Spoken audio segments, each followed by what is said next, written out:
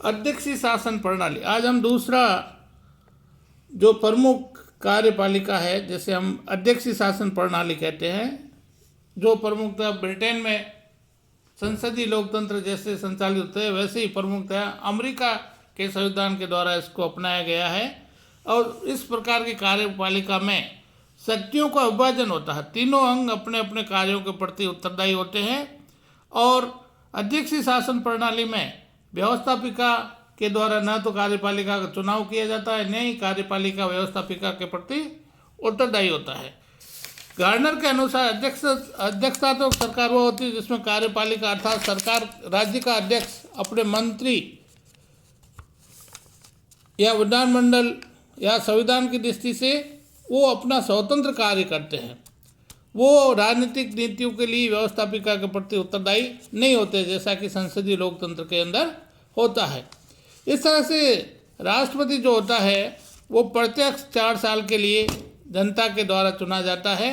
और वहाँ के अमेरिका के दोनों जो सदन है, प्रतिनिधि सभा और सीनेट, वो भी जनता के द्वारा प्रत्यक्ष इलेक्टेड होते हैं। इसलिए तीनों ही अंग अलग अलग पृथक रूप से अपना काम करते हैं। अध्यक्षीय शासन प्रणाली है, उसकी सबसे प्रमुख विशेषता है कि इसमें कार्यपालिका और व्यवस्थापिका का पृथक्करण होता है, यानी इनके शक्तियों का पृथक्करण होता है।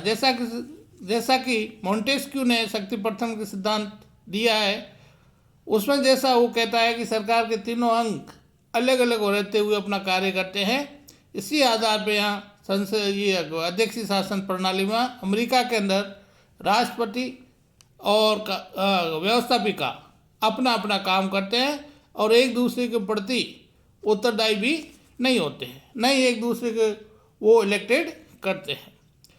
दूसरा है कि इसमें नाममात्र और वास्तविक कार्यपालिका अलग अलग नहीं होती, यानी राष्ट्राध्यक्ष और शासनाध्यक्ष एक ही होता है। और नाममात्र और वास्तविक कार्यपालिका अलग अलग नहीं है, यहाँ पे दोहरी कार्यपालिका नहीं है। राष्ट्रपति के अंदर राष्ट्राध्यक्ष और शासनाध्यक्ष दोनों की शक्तियाँ निहित होती है। और राष्ट्रपति देश का वैधानिक प्रधान होता है और पूरी तरह से कार्यपालिका की वास्तविक शक्तियों का प्रयोग भी करता है। नेक्स्ट इसकी ये विशेषता है कि अध्यक्षीय शासन प्रणाली में जो कार्यपालिका है उसका कार्यकाल निश्चित होता है, 4 साल का अमेरिका के अंदर है। और 20 जनवरी को 4 साल बाद में लीप ईयर के अंदर जब राष्ट्रपति का इलेक्शन होता है तो 4 साल के बाद 20 जनवरी को वहाँ के राष्ट्रपति शपथ लेते हैं।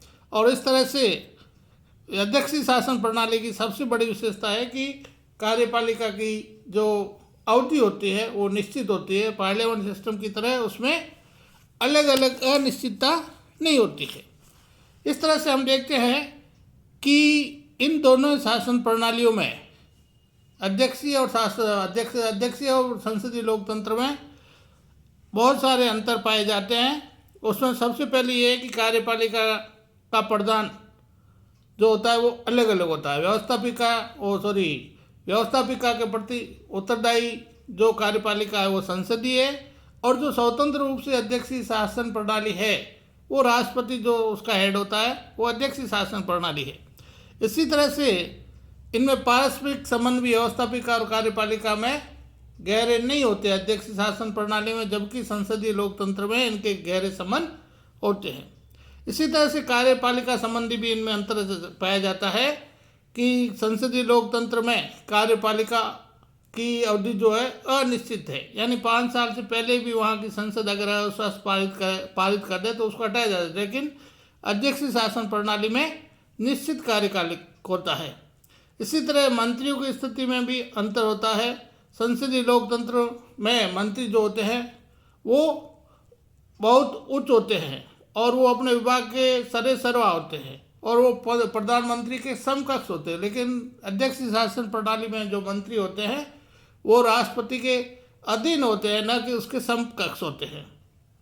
इसी तरह से अध्यक्षीय शासन प्रणाली में जो कार्यपालिका होती है और एकल होती है, और संसदीय लोकतंत्र में बहुल होती है, यानी 2 तरह की कार्यपालिका होती है, एक नाम मात्र की, एक अध्यक्षीय।